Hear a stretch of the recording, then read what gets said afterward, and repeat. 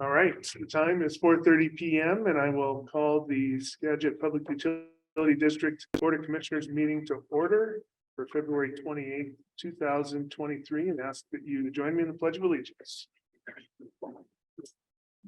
I pledge allegiance to the flag of the United States of America, to the republic for which it stands, one nation, under God, indivisible, with liberty and justice for all.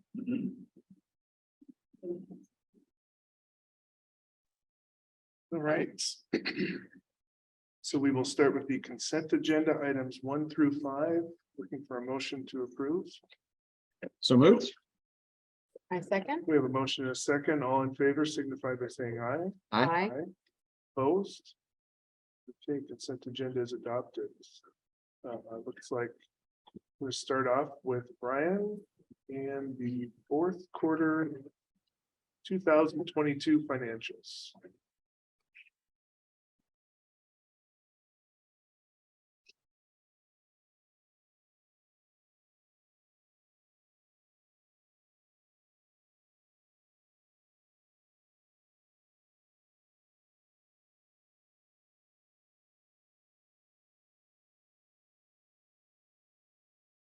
Thank you. This will be a quick summary of the fourth quarter financial. We are still getting a few straggling invoices and expenses in from 2022, but this should be about 98% of what the final number should be. I'll start with a consumption comparison over the last 3 years by month. We've been tracking it during the year. You can see for the first 6 months or so of the year, we were right in line with the prior 2 years until June, July here. And that's when I started reporting to the board about weather impacts to consumption and also the number of billing cycles that we have in 1 month. So it's pretty obvious here that we were short a month billing cycle in July. We made it up in September, and then we finished the fourth quarter, very strong for the year. It turned out that we are about 1% below 2021's consumption in 2022. So, but we made up a lot of that in the fourth quarter. The revenue comparison is similar. This shows the 2021. I think that's the first color in the bar chart, colorblind person, compared to the 2022 budget. And then we have the actual up here, and it follows the same trend line for the first 6 months. And then we were a little bit below budget, over budget, below budget. And in the last 3 months of the year, we had $8 million of revenue. So, which is a 15% increase over last year for the same quarter. So pretty significant water consumption and use for the fourth quarter of the year. We ended the year with $29.4 million of revenue. It's a 4% increase over 2021, and we are about 102% of budget. We met or exceeded budget on all categories except residential, and we had a small decrease in irrigation, but again, we were over budget on what we anticipated. So just has to do with the weather and also the use of the irrigation. Operating expenses were $16.2 million for the year. It's a 7% increase, but we only used 94% of the budget overall for the entire district. That's pretty normal. Between 6% and 8% we usually turn back at the end of the year. A couple of the larger increases. First of all, everybody was impacted by cost increases, supply increases. Everything went up, everything took longer to get, and some of the projects came in this year that we had started in 2021. So you'll see some of those impacts to all of the different categories, expense categories, and it'll be real evident in the department budgets in particular. But the water treatment plant, 18% increase.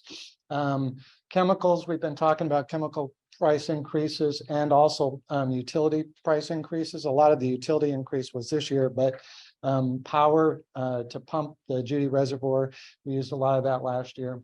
So that was slightly over budget, 104% of budget. Repairs and maintenance was 8% above last year, but below budget.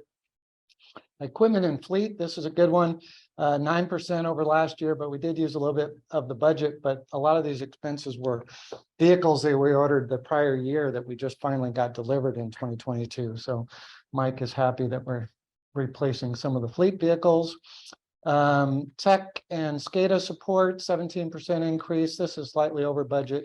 IT and we had some SCADA projects and IT projects, and a lot of those supplies took 6 months to get, and so we finally got them into this and paid for them this year.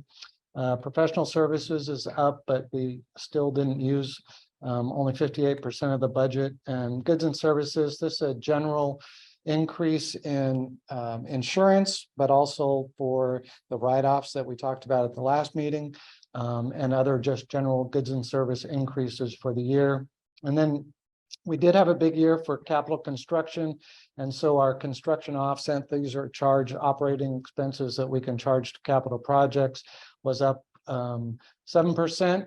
We didn't quite meet our budget target, but that's a good trend. And so overall, it was 16% for the year. 16 million for the year, sorry. This is expenses by department, just to give you a little different perspective of it.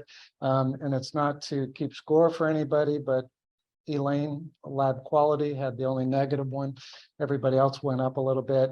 But human resources, the 40% increase was because Krista used to be in finance and now is in HR. And we also hired True Benefits to help administer some of the budget or some of the benefits, but they were well below budget. The commissioner's budget was flat. Administration budget was up 14%, but below budget. A lot of the legal professional consulting fees are in that budget. And the biggest increase was, again, for property and liability insurance, which continues to go up each year. Safety program was up 17%. Jay bought some equipment in his line item budget, so that exceeded his budget, but it was for the district equipment, protection equipment. Construction and maintenance was up about 12. And then finance, we also had a one-time charge here. We expensed the drinking water loan origination fee of $50,000 went through finance this year. So that's in that line item budget too. Engineering was up 2%, 104% of budget. And I think this is just, we didn't quite capitalize as much of the engineering time and salaries and benefits to the capital projects. Capital contributions of $2.4 million, another important revenue source for the district. Work orders and service orders are work that district staff does that's paid for by others. Donated plant or developer projects that they put in the infrastructure and then deed it over to the district to own and maintain into the future. And then system development fees are those fees paid by new accounts, new meter services paid into the district to buy into the services there. You can see we budget $2.5 million each year. We were just shy of it, 98% of it. The big decrease is system development fees. And again, the economy, interest rates started going up at the beginning of the year. Housing starts went down. New construction is suffering from that. And so we had about an $875,000 decrease from last year. But overall, we came in pretty close to the budget number. This is just to summarize all of the revenue. We ended up about $32.6 million, 4% over last year. Operating expenses are up 7%. The big increase for capital expenditures was the transmission line project. You see, sorry about that. Yeah, the 28% increase, we did just over $25 million in capital projects. We had budgeted about $35 million, so we didn't quite achieve that, but we came close. That's the most we've probably ever done as a district, $25 million. We have 2 more big CIP years coming forward. So we budgeted $38 million next year, $70 million over 3 years. So we're right in about the middle of a 5-year capital improvement plan. The deficit was $12.9 million paid for by loans and bank financing. But right now we had, or at the end of the year, sorry, we had just over $40 million in reserves. And that is invested mostly with the state LGIP. $34 million of that is general revenue money. We have $2.2 million in debt service to pay off the upcoming bond payments. And then we have $4.4 million in system development revenue that's held for expansion projects. A little over a year ago, we were down here earning just over about 0.1% on the money. LGIP now is paying over 4%, so that $37 million that we have invested with the state generates about $140,000 a month right now. So we're in good, strong financial position. Those reserves will be used going forward to pay for the building construction and other CIP projects coming up in the next 2 years. And then I'll end it with the total meter count of about 27,500 total meters. This is more than accounts because some accounts have more than one meter, but you can see the residential makes up about 84% of those. We added 121 accounts or meters this year, which is about half the normal amount. So again, new construction's down. We usually add about 20 a month. But this year we only added 121 total. So we are seeing a decrease in system development fees and new accounts as they come on to that point. So that was a quick summary. If you have any questions, I'd be happy to answer those. About a 4% increase from last year. How is that looking for us as far as what the assumptions that were made by the FCS group when we did our original rate increase of 5%? How are we looking in the scheme of financing our being able to pay for our capital improvement plan so far? So we didn't quite get to 5% this year. We were only at 4%. But I would say that we're strong financially because it was all delayed by COVID. Construction was also delayed, and that's why we have so much in reserves right now. So we were fortunate to get those loans, and we did the interbank financing. And so we're positioned very well to go into the next 3 years. But we basically have $40 million in the bank to pay for $70 million of construction. So I think that we will make it through the next 2 years without any more financing. That would be the goal. So overall, I would have to say that we're ahead of where we were, but some of that was just fortuitous timing, slow delays, and then we are able to bank that money. And that'll help too. So our interest income will be significant this year just because of the timing of the projects. The unfortunate side about that is that this building is being postponed a little bit, so we're slightly behind on where the construction was hopefully going to be as far as breaking ground and so forth. So we'll continue to go forward on that. And the budget, actually, you weren't here at the budget. I did do a little bit of a I'll send you, it was a comparison of like what you said, what the forecast was, and then I kind of did what I just orally explained, but there's some numbers there. So we're tracking very well, actually. So overall, good. Long answer. It's good. Thank you, Frank. Anything else? Thank you, Brian. All right. And next up is audience comments. If you're in the audience wishing to offer comments tonight, please step to the podium. If you're on Zoom wishing to offer comments, go ahead and use the raise your hand function. I don't see anybody there either. So with that, we will move into the manager's reports. All right, thank you, commissioners. Good afternoon. I don't have a long update. I'll provide some updates on some scheduling things that we're doing. And Kathy's got her update coming forward. A lot of hiring. So I was gonna mention that, but then Kathy's gonna mention it. I don't want to steal all the thunder. So, let's see, capital budget requests for the state. So those were to be submitted by legislators on February 17th. And I got confirmation that our water line relocation projects for the 10th district and the 39th district were submitted on our behalf from legislators. So now we just have to wait for the meat grinding to happen down in Olympia and see what we fall out. We made it through the first step, and I'm hopeful that we'll get some money for that. So thank you for attending the meetings, and I think that pays dividends when we can go down there and see our legislators in person.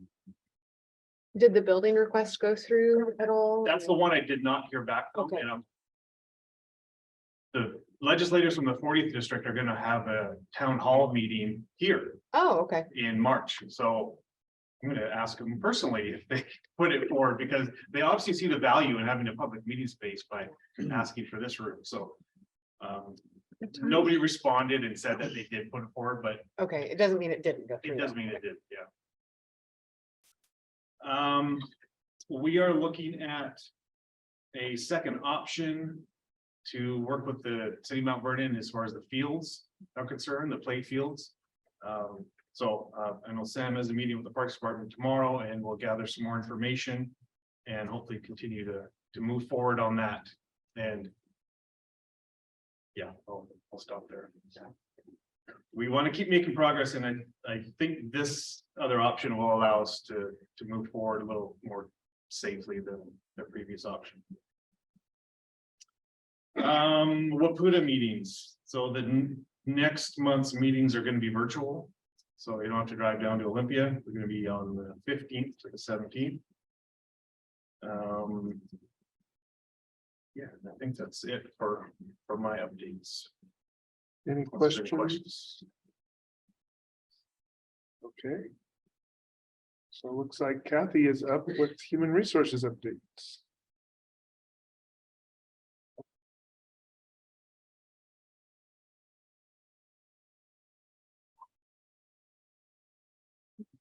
Okay, I'm going to keep this fairly short tonight. So I'm just going to go over, first of all, staffing update. So everybody can see that. So it struck me as I was going over the staffing changes since my last update that this is why Krista and I have been so busy over the last few months. So there are 3 pages of staffing updates. So yes. So first of all, we have new staff. So we have Jared Steinke, who is meters. He started in December. Actually, it was interesting. He started in maintenance, and then 3 weeks later, he applied for an open meter position, which he was hired for. So then we, of course, had to turn around and hire for another maintenance position. So Dalton Lagerway is in maintenance. He started in December. Nathan Walsh is water treatment plant, started in January. And then upcoming, we have a new billing clerk, Mel Newton. He starts on Monday, so we're very excited about that. And then we have 3 maintenance workers. We're still waiting confirmation that they have let their employers know, so names pending for now. I believe the 3rd one accepted. Is that? 3rd one offer just went out. Okay. Just before I walked down the stairs. Okay, 2 have accepted, 3rd offer went out. So we have 3 new maintenance workers, hopefully starting in March.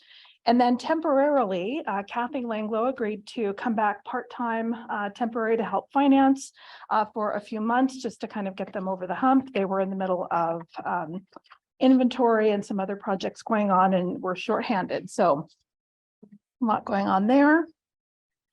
And then page 2,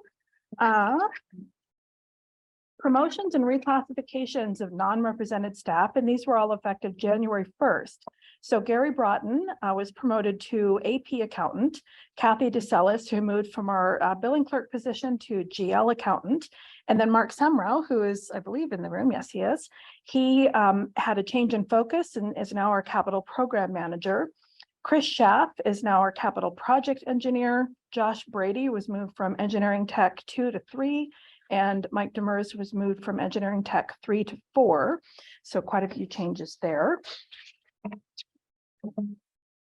And then last page of the staffing update, Jose Ponce, and these are reclassifications and promotions of represented staff.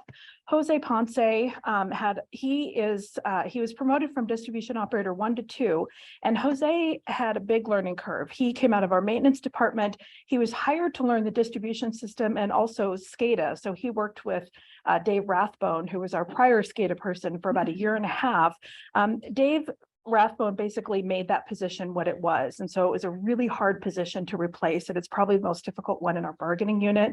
And so it was part of our succession plan to hire someone and then have him learn the position. So it was a big learning curve. He's taking the lead on a couple of projects now, and our intent is to move him fully into the distribution operator 3 SCADA spot if all goes well, and we assume that it will.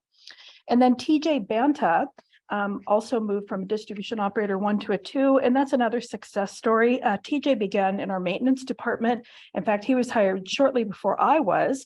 He moved to the meter department after a few years and then to distribution, and he seems to have really found his niche. So we're very happy with his progress.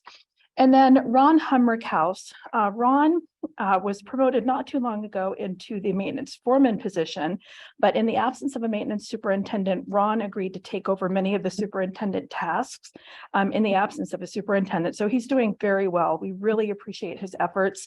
Ron has a background for many years in our maintenance department, but also he's worked as a warehouseman, and all his time in the crew and also filling in temporarily in this position has really prepared him to be in that position. So he's done really well, and he's even continued to make improvements. Patrick did a great job when he was here. And then Ron has actually continued to make some improvements as well. So we're really lucky that we have people that can step up and fill in those roles. So upcoming changes, we are still advertising for an asset analyst GIS. That is a particularly hard position to fill, and also a maintenance superintendent. And then we're doing some succession planning for a few upcoming retirements. So I think that's it, right? Did I leave anything out? Okay. So, yeah, goodness. Yes, so it's been a lot. But once again, I will embarrass Krista by saying thank goodness for her. All right, and then another big project that we have coming up is our benefits fair. So usually our wellness fair that we've had in the past is held in the fall. We've done it in conjunction with flu shots. We haven't been able to do this in person for a while. So we want to give employees the chance to talk to providers, get information on their benefits. We've had some benefit changes in the last year and a half. So we want to give them the opportunity to sign up for additional benefits, to ask questions about retirement plans and investments, get information on financial planning and wills. We now have 2 employee assistance plans, and one of them has a focus on financial planning and estate planning, and that's something that I know some people are excited about, and also to have some fun. So we're going to do an early summer benefits fair, so something a little bit different. And I haven't exactly talked to George about all these details, but you did read this before it got posted. So the plan is Wednesday, June 7th from 7:30 to 10 in the morning. So our plans, which we haven't finalized all of them, but they include all of our benefit providers, or at least hopefully all of them, benefits third-party administrator, plus they have a Medicare specialist, which is really helpful for people that are getting close to retirement and have questions about that. Retirement plans, our EAP plans, both of them, Costco, Riverside Health Club, a local massage therapist, hopefully, fingers crossed. And then we plan to have a coffee cart and some goodies. So, and of course, you guys would be invited as well. So we are in the process of planning that. And then just some upcoming projects. We start the bargaining process for our customer service department, March 15th. We also have some training initiatives that I'm planning for both employees and then managers and supervisors. HR and benefits records, we have a fairly large organization project. We've been so busy in the last couple of years, we really need to start shoring up our records and making some progress there. So that's going to take some time. HR tends to have a lot of records, so that's going to be a big project for us. Some professional development for the HR department. Do you want me to talk about your certification? Krista has, as part of her professional development, decided to get an HR certification. So she's going to have some studying to do. And yes, very excited about that. I think it's a good thing for her to do. So I'm excited for her. And then hiring practices. So just after the past year and a half, lots of personnel changes and projects, we need to focus on shoring up just a couple of areas. There are new laws regarding pay transparency. So we're looking at our position announcements and how we include our salary range information. Also Applicant Pro, our online application portal, and how we can best utilize those services. So just like for an example, I think we had 200 applicants for one of our positions. And so it gets fairly unwieldy, and we used to not even have an application portal. So we really want to make sure that we are using it as effectively as possible. So always a good time to look at those things.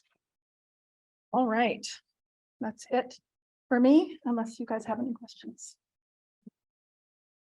Michelle Great job. Staffing update. Yeah, when I looked at it, I was like, yeah, that's why we're so busy. I know, until you have to actually write all of it down. It's like, oh, wow. So Thank you guys so much. That's a lot of work and a lot, I mean, in the world of the retirements and utilities. It's Yeah. great that we can hire within so much and promote that people are really showing that they're excited. to yes, keep working that's always for us. exciting for us, and giving people that opportunity. And you really get to see people shine, and that's a really good part of the job. And it's always, I mean, it's tough because then you give people opportunities and then sometimes they go on to other things, and that's just part of it. But it's also exciting because you see them grow in their careers. So that's one of the best things about the job, at least I find. But it also means that we're constantly having to backfill. It's part of it. Thank you, Kathy. Well, All right, thank you, thank you, guys. Kathy. All right, looks like Mike is up next. It's our recommendation to award the bid for. Yeah, two of the pumps at the SRD on our annual replacement. I shouldn't say annual, but we have capital project money that we're replacing the SRD pumps every couple of years, and we put some in. I think how many years ago it's been already now, but we've had two of them out. And the new ones that are in now, we'll go put two brand new ones in that are getting built on this project here. And we'll go put those two in, we'll pull a couple more out that were new, relatively recent, to get those looked at and see what the wear pattern is on those. We went to a whole new seal process on the shafts and so forth a few years ago. So this is just the latest batch that needs to get done and put in there. What's the lead time on? I'm not sure if I found a lead time yet. Okay, From Pump Tech, but this like it's gonna be too astronomical. They're waiting like 6 or 8 months or anything. Hoping to get done in the spring before the pumping time. sounds good.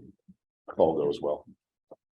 So we would be looking to award allow the general manager to execute a contract with Pump Tech LLC in the amount of $372,091.65, including Washington State sales tax. I just have a quick question. So when we went into, when you proposed your operations budget, what was the original dollar amount? Do you find that this was close to the dollar amount that you expected? Without looking back at the capital project, Mark could probably answer it better, Mark Semrau, but I'm assuming we're probably over a little bit than what it was intended when we first looked at this probably 5 or 6 years ago because of parts and supplies. But it's not too surprising, no, it's not off by like 30%. 200% or anything like that? Okay. Nothing like that. The biggest ones we got, these are the biggest pumps we do, so these are the many- big dollar ones. How There's many 5 totals are, altogether. okay. Yeah, it's 5 altogether. And are these the ones experiencing the water hammer issues? No, these are the ones down at the SRD. Oh, gotcha. Okay. Well, I move that we authorize the general manager to execute and enter into a contract with Pump Tech LLC in the amount of $372,091.65 as a sales tax for these pumps. We have a motion on the floor. And I second. Any further discussion? All right, I ask for all in favor, signify by saying aye. Aye. Opposed? All right, we will. Thank you. execute the Thanks, Mike. contract.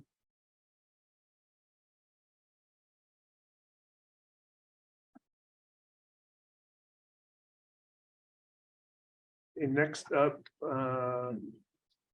item for discussion, this was, everybody had a chance to, do you have anything to add to this? This is the letter that would go to the FERC board regarding the Skagit River Hydro relicensing Seattle City Light project. My only comment is, I just read the letter sent by the Army Corps of Engineers, and they included the end date of March 15th in their letter. So ours just mentions storage by November 1st, but not with the end date of March 15th, which is significant. And it's just, it differs from their current dates of storage. So it might be nice for consistency from what the Army Corps is putting in their letter and ours to maybe have the November 1st through March 15th with the 200,000. When did the Army Corps letter? come I through? just got it today. They Okay. just sent it, so I can forward it to you. Yeah, could you do that? Yeah, We basically looked at examples of letters from the other local cities. yeah, And we cut and pasted information from there, so. I will forward this to you Yeah. right now. Yeah, So I they're think they, saying started on November November 1st, first and let it go to March. March 15th. 15th, yeah. Do we know what the current requirement is? Let me see if they mention it in this. I think it's 120,000 is the requirement right now. Oh, no, I mean the date. of Oh. March. When it runs through. Oh, I'm not sure what the date. So the challenge with this is that I think the comment period ends tomorrow. It And does. so I guess it's something to think about. If we don't have a letter to send by tomorrow in terms of getting signatures Yeah, and revising it, then we just don't submit, which is an option. The letter that we have mirrors a lot of the cities' dates and amounts, and it looks very similar to theirs. And we could sign that today and send it off tomorrow. So yeah, that's fine. yeah, I'm maybe it's just a minor detail that doesn't impact it too much, and we could just sign this one. I think the biggest thing probably is just The making number. sure we're on the record. We're in the stack. yeah. Yeah, Yeah. So I agree. Accuracy is important, but at this point, it matches everybody else's letter, so. Yeah. If maybe the Army Corps has one that kind of supersedes the dates, then they can just say all the letters attached, are Fall under connected. this, go yeah, under that. connected. Yeah, that's fine with me. So Kevin and I talked about this. And Jenna sent us some sample letters. We talked internally about how the flood storage would impact us, and it is important. Our main facility that would impact is the Skagit River Diversion. I think that's the biggest one. So we do have skin in this game, and the letter, it was in the packet. It was fairly brief, but it talks about infrastructure being preserved with their flood storage. So if you're okay with it, we can pass this down, we can sign yeah, I it, can go ahead. we can Yeah. scan it and send it up tomorrow. Okay. Good. So with that, looks like we will move on to the information items. Any commissioner comments this evening? Went to the Day on the Hill with Wapuda, and I think it went really well. There was a great turnout at the barbecue, and saw 2 of our 39th district reps. Both were very excited and happy to, obviously they put it in for our diversion funding, so that was nice to see them. And there will be a event here, as you said, for the 10th district. There's also one, a town hall for the 39th on March 11th at 3 p.m. at City Council in Cedar Cedar Woolley. Woolley. None from you, okay, so with that. We will convene an executive session to discuss potential litigation for RCW 42.3110. The executive session is planned for 25 minutes and there is possibility for action following. We'll adjourn. Is it adjournment or Pending. Reconvene. Don't adjourn until after. yeah. Okay, Okay. we will recess for the executive session.